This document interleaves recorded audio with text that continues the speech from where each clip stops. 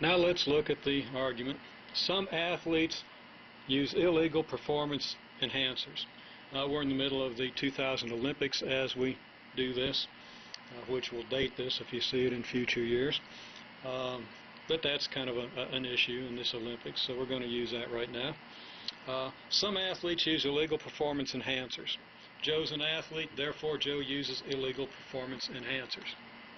Now, some athletes use illegal performance enhancers. What's that mean? That means that the set of athletes and the set of people who do illegal performance enhancers is not empty. Joe's an athlete, which means that Joe is a member of the set A. Can we therefore conclude that Joe uses illegal performance enhancers? Can we conclude that Joe is a member of the set I? What's your opinion? Think about this. Now let's draw it. Let's draw, first of all, the set of athletes, and then the set of people who use illegal performance enhancers.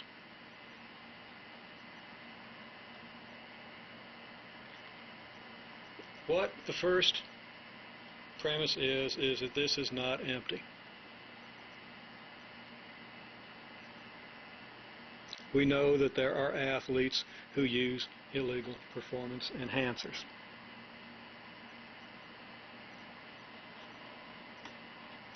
Now, we know that Joe is an athlete. To test the validity of this argument, what we do is we see if it's possible to draw this picture in such a way that Joe is not using illegal performance enhancers. So, can we draw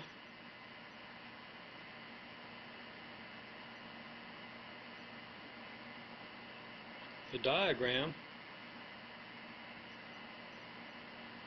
to make the conclusion false? Now, we mean, can we draw the diagram consistent with what we already know, which is what we have here? Can we now draw this thing so that the conclusion that Joe uses illegal performance enhancers is false? And the answer is we certainly can. We could put Joe here. Now, Joe might be here, but we don't know. Joe could be here, or Joe could be here. Since it's possible for Joe to be here according to the premises, we have to say yes.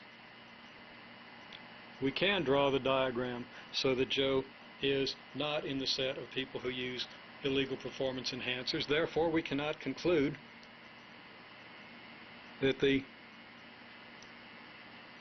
conclusion is true, so the argument is invalid. And most everybody would, I think, agree with the conclusion, just in looking at it, that that argument's invalid.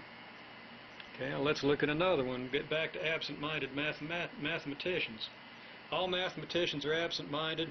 If you're absent-minded, you misplace things. Therefore, if you're a mathematician, you misplace things. What do you think? Is this a valid argument or not?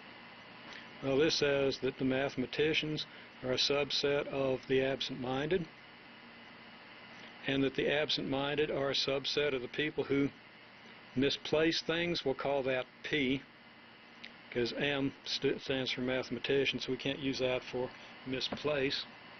But P is going to stand for misplace things. Therefore, if you're a mathematician, you misplace things. Let's see how that argument works out. If we draw the set of mathematicians here, then according to our premise, the set of absent-minded people is a superset of the set of mathematicians. That is, all mathematicians are in the absent-minded set. And then, if you're absent-minded, you misplace things. That means the absent-minded are a subset of the set P, which don't know the place for things. Okay, now our conclusion is, if you're a mathematician, then you're absent-minded.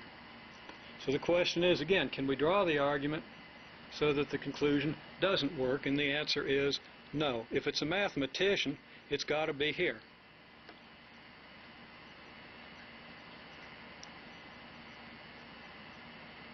Any mathematician is in M, and if it's in M, it's in P.